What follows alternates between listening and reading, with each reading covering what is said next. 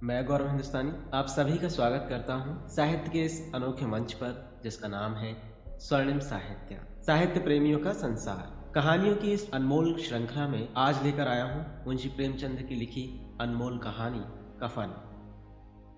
झोपड़े के द्वार पर बाप और बेटा दोनों एक बुझे हुए अलाव के पास बैठे और अंदर बेटे की जवान बीबी बुधिया प्रसव वेदना से पछाड़ खा रही थी। रह रहकर उसके मुंह से ऐसी दिल हिला देने वाली आवाज निकलती थी कि दोनों कलेजा थाम लेते थे। जाड़े की रात थी, प्रकृति सन्नाटे में डूबी हुई, सारा गांव अंधकार में लय हो गया था। घीसू ने कहा, मालूम होता है बचेगी नहीं, सारा दिन दौड़ते ही गया, जरा देख तो आ। माधव चिढ़कर बोला, और ना ही है तो जल्दी मर क्यों नहीं जाती, देखकर क्या करूं? तू बड़ा बेदर्द है बे, साल भर जिसके साथ सुख चैन से रहा उसी के साथ इतनी बेवफाई, तो मुझसे तो उसका तड़पना और हाथ पांव पटकना नहीं देखा जाता।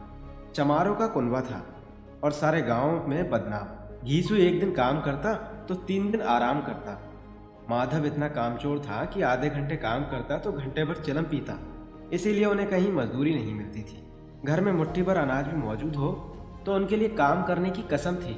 जब 2-4 फाके हो जाते तो घीसू पेड़ पर चढ़कर लकड़ियां तोड़ लाता और माधव बाजार में बेच आता। जब तक वह पैसे रहते दोनों इधर उधर मारे मारे फिरते। गांव में काम की कमी ना थी, किसानों का गांव था, मेहनती आदमी के लिए 50 काम थे, मगर इन दोनों को उस वक्त बुलाते जब 2 आदमियों से एक का काम पाकर भी संतोष कर लेने के सिवा और कोई चारा ना होता। अगर दोनों साधु होते तो उन्हें संतोष और धैर्य के लिए संयम और नियम की बिल्कुल जरूरत ना होती। यह तो इनकी प्रकृति थी, विचित्र जीवन था इनका। घर में मिट्टी के 2-4 बर्तन के सिवा और कोई संपत्ति नहीं थी। फटे चीतड़ों से अपनी नगनता को ढांके हुए जिए जाते थे, संसार की चिंताओं से मुक्त, कर्ज से लदे हुए, गालियां भी खाते, मार भी खाते, मगर कोई गम नहीं। दी इतने की वसूली की बिल्कुल आशा न रहने पर भी लोग इन्हें कुछ न कुछ कर्ज दे देते थे।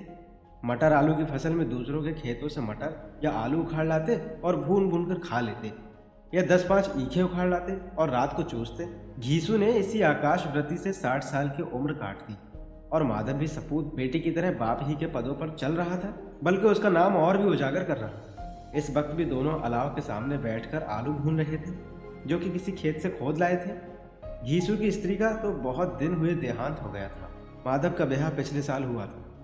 जब से यह औरत आई थी उसने इस खानदान में व्यवस्था की नींव डाली थी और इन दोनों बेगैरतों का दोजख भरती रहती थी। जब से वह आई ये दोनों और भी आराम तलब हो गए थे, बल्कि कुछ अकड़ने भी लगे थे।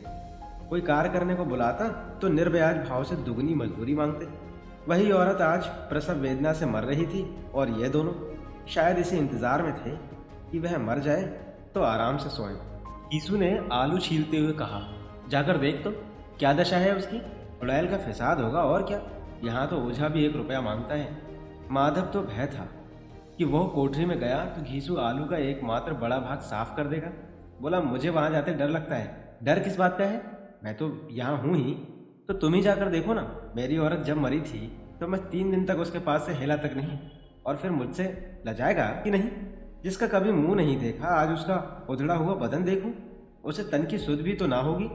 मुझे देख लेगी तो खुलकर हाथ पांव भी ना पटक सकेगी। मैं सोचता हूँ कोई बाल बच्चा हुआ तो क्या होगा। सोंठ गुड़ तेल कुछ भी तो नहीं है घर में, सब कुछ आ जाएगा, भगवान दे तो। जो लोग अभी 1 पैसा नहीं दे रहे हैं वो ही कल बुलाकर रुपए देंगे।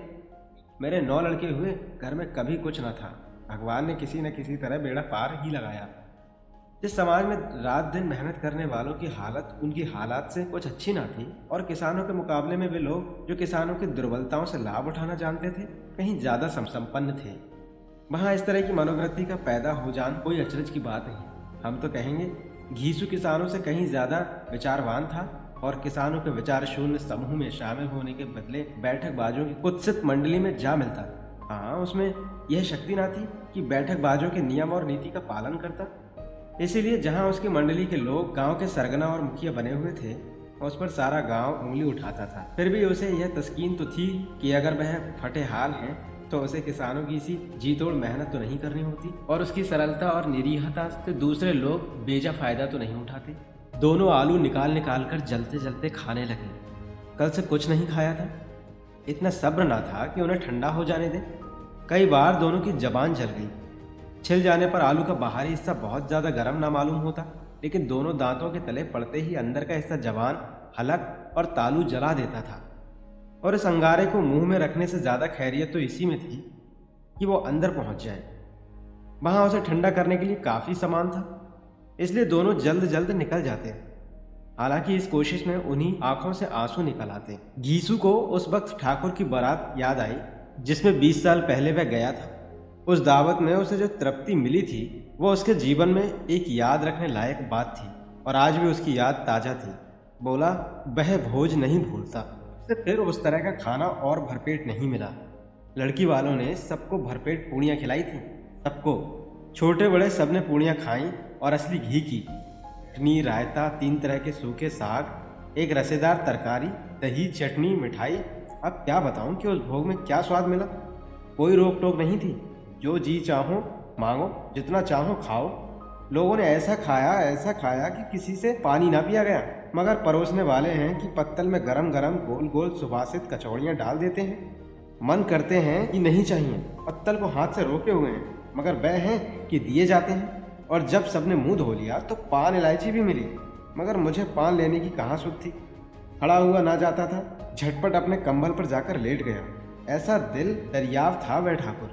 माधव ने पदार्थों का मन ही मन मजा लेते हुए कहा, अब हमें कोई ऐसा भोजन नहीं खिलाता। अब कोई क्या खिलाएगा? वह जमाना दूसरा था। अब तो सबको किफायत सूझती है। शादी ब्याह में मत खर्च करो, क्रियाक्रम में मत खर्च करो।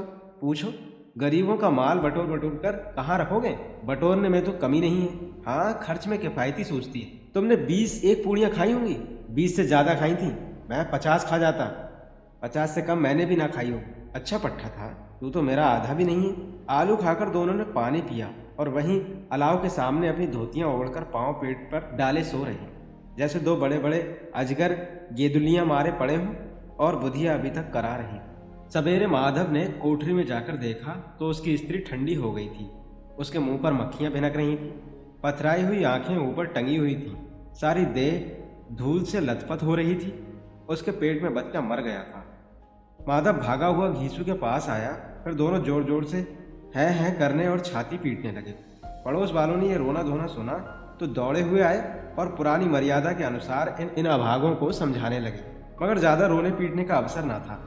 कफन और लकड़ी की फिक्र करनी थी। घर में तो पैसा इस तरह गायब था जैसे चील के घोंसले में मांस। बाप बेटे रोते हुए गांव के जमींदार के पास गए। वह इन दोनों की सूरत से नफरत करते थे। कई बार इन्हें अपने हाथों से पीट चुके थे, चोरी करने के लिए, वादे पर काम पर ना आने के लिए।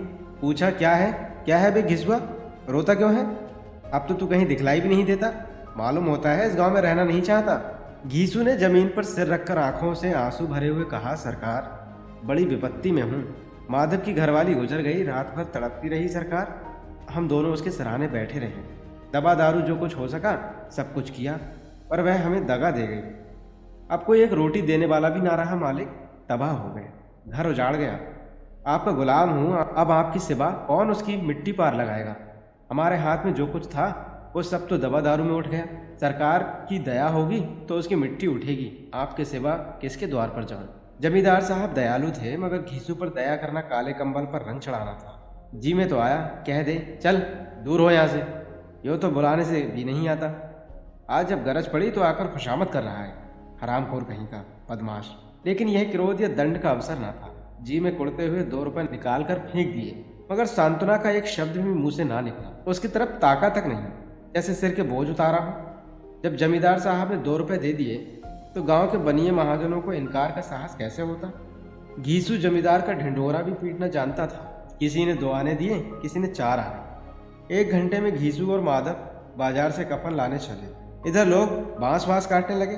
गांव की नर्म दिल स्त्रियां आ आकर लाश देखती थीं और उसकी बेबसी पर 2 बूंद आंसू गिराकर चली जाती थी। बाजार में पहुंचकर घीसू बोला, लकड़ी तो उसे जलाने भर की मिल गई है, क्यों माधव? माधव बोला, हाँ लकड़ी तो बहुत है, अब कफन चाहिए। तो चलो कोई हल्का सा कफन ले ले। हाँ और क्या, लाश उठते उठते रात हो जाएगी, रात को कफन कौन देखता है? कैसा बुरा रिवाज है कि जिसे जीते जी तन ढांकने की चीथड़ा भी ना मिले उसे मरने पर नया कफन चाहिए।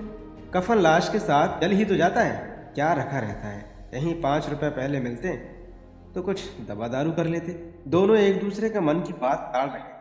बाजार में इधर उधर घूमते रहे, कभी इस बजाज की दुकान पर गए, कभी उस दुकान पर।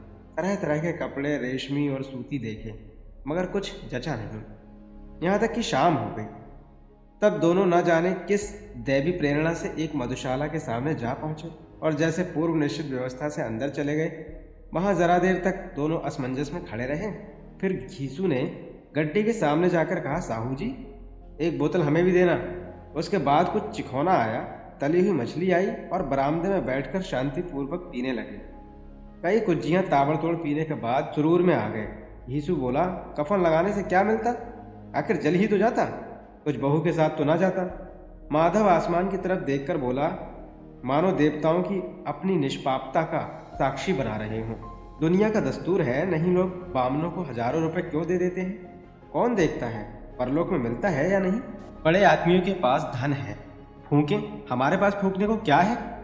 लेकिन लोगों को जवाब क्या दोगे?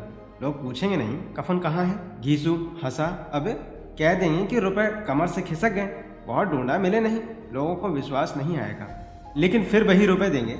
माधव भी हंसा, इन अनपेक्षित सौभाग्य पर बोला, बड़ी अच्छी थी बेचारी, मरी तो खूब खिला पिलाकर, आधी बोतल से ज्यादा उड़ गई। घीसू ने 2 सेर पूड़ियां मंगाई, चटनी, अचार, कलेजियां। शराब खाने के सामने ही दुकान थी। माधव लपक कर 2 पत्तलों में सारे सामान ले आया। पूरा 1.5 रुपया खर्च हो गया, सिर्फ थोड़े से पैसे बचे रहे। दोनों इस वक्त इस शान से बैठे पूड़ियां खा रहे थे जैसे जंगल में कोई शेर अपना शिकार उड़ा रहा हो। न जवाबदेही का खौफ था, न बदनामी का फिक्र। इन सब भावनाओं को उन्होंने बहुत पहले ही जीत लिया था। घीसू दार्शनिक भाव से बोला, हमारी आत्मा प्रसन्न हो रही है तो क्या उसे पुण्य ना होगा? माधव ने श्रद्धा से सिर झुकाकर तस्दीक दी, जरूर से जरूर होगा। भगवान तुम अंतर्यामी हो, उसे बैकुंठ ले जाना। हम दोनों हृदय से आशीर्वाद दे रहे हैं। आज जो भोजन मिला वह कहीं उम्र भर ना मिला। एक क्षण के बाद मन में एक शंका जागी। बोला, क्यों दादा, हम लोग भी एक न एक दिन वहां जाएंगे ही। घीसू ने इस भोले वाले सवाल का कुछ उत्तर ना दिया। वह परलोक की बातें सोचकर इस आनंद में बाधा ना डालना चाहता था। जो वहां हम लोग से पूछें कि तुमने हमें कफन क्यों नहीं दिया तो क्या कहेंगे? कहेंगे तुम्हारा सिर। पूछेगी तो जरूर, तू कैसे जानता है कि उसे कफन ना मिलेगा? तू मुझे ऐसा गधा समझता है? 60 साल के दुनिया में घास खोदता रहा हूं, उसको कफन मिलेगा और बहुत अच्छा मिलेगा। माधव को विश्वास ना आया। बोला, कौन देगा? रुपए तो तुमने चट कर दिए। वह तो मुझसे पूछेगी, उसकी मांग में तो सिंदूर मैंने डाला था। घीसू गर्म होकर बोला, मैं कहता हूं उसे कफन मिलेगा, तू मानता क्यों नहीं? कौन देगा? बताते क्यों नहीं? वही लोग देंगे जिन्होंने अब की दिया। हाँ, अब की रुपए हमारे हाथ आएंगे। ज्यों ज्यों अंधेरा बढ़ता था और सितारों की चमक तेज होती, मधुशाला की रौनक भी बढ़ती जाती थी। कोई गाता था, डींग मारता था, कोई अपने संगी के गले लिपट जाता था, कोई अपने दोस्त के मुंह में कुल्हड़ लगाए देता था। वहां के वातावरण में सुरूर था, हवा में नशा। कितने तो यहाँ आकर एक चुल्लू में मस्त हो जाते थे। शराब से ज्यादा यहाँ की हवा उन पर नशा करती थी। जीवन की बाधाएं यहाँ खींच लाती थी और कुछ देर के लिए ये भूल जाते थे कि वे जीते हैं कि मरते हैं। यहाँ न जीते हैं न मरते हैं, और ये दोनों बाप बेटे अब भी मजे ले लेकर चुस्कियां ले रहे थे। सबकी निगाहें इनकी ओर जमी हुई थीं। दोनों कितने भाग्य के बली हैं, पूरी बोतल बीच में है। भरपेट खाकर माधव ने बची हुई पूड़ियों का पत्तल उठाकर एक भिखारी को दे दिया, जो खड़ा इनकी ओर भूखी आंखों से देख रहा था और देने के गौरव, आनंद और उल्लास का अपने जीवन में पहली बार अनुभव किया। घीसू ने कहा, ले जा, खूब खा और आशीर्वाद दे। बीबी की कमाई है, वह तो मर गई, मगर तेरा आशीर्वाद उसे जरूर पहुंचेगा। रोए रोए से आशीर्वाद दो, बड़ी गाड़ी कमाई के पैसे हैं। माधव ने फिर आसमान की तरफ देखकर कहा, वह बैकुंठ में जाएगी, बैकुंठ की रानी बनेगी। घीसू खड़ा हो गया और उल्लास की लहरों में तैरता हुआ बोला, हाँ बेटा, बैकुंठ में जाएगी। किसी को सताया नहीं, किसी को दबाया नहीं, मरते मरते हमारी जिंदगी की सबसे बड़ी लालसा पूरी कर गई। बहना बैकुंठ जाएगी तो क्या मोटे मोटे लोग जाएंगे, जो गरीबों को दोनों हाथों से लूटते हैं और अपने पाप को धोने के लिए गंगा में नहाते हैं और मंदिरों में जल चढ़ाते हैं। श्रद्धालुता का यह रंग तुरंत ही बदल गया। अस्थिरता नशे की खासियत है। दुख और निराशा का दौरा हुआ। माधव बोला, मगर दादा, बेचारी ने जिंदगी में बड़ा दुख भोगा, कितना दुख झेल कर मरी। वह आंखों पर हाथ रखकर रोने लगा, चीखें मार मार कर। घीसू ने समझाया, क्यों रोता है बेटा, खुश हो कि वह माया जाल से मुक्त हो गई, जंजाल से छूट गई, बड़ी भाग्यवान थी। इतनी जल्द माया मोह के बंधन तोड़ दिए। और दोनों खड़े होकर गाने लगे, हटगनी क्यों नैना झाम कावे ठगनी। पियक्कड़ों की आंखें इनकी ओर लगी हुई थीं और वे दोनों अपने दिल में मस्त गाए जाते थे। फिर दोनों नाचने लगे, उछले भी, कूदे भी, गिरे भी, मटके भी, भाव भी बनाए, अभिनय भी किए और आखिर नशे से मदमस्त होकर वहीं गिर पड़े। बस यही थी हमारी आज की कहानी, कफन। मुंशी प्रेमचंद की रोचक कहानियाँ सुनने के लिए स्वर्णिम साहित्य के इस अनोखे चैनल को सब्सक्राइब कीजिए। नई कहानियों के नोटिफिकेशन प्राप्त करने के लिए बेल आइकन दबाना ना भूलें। मुंशी जी की कहानी पर अपने कमेंट्स के माध्यम से प्रतिक्रियाएं देते रहिएगा।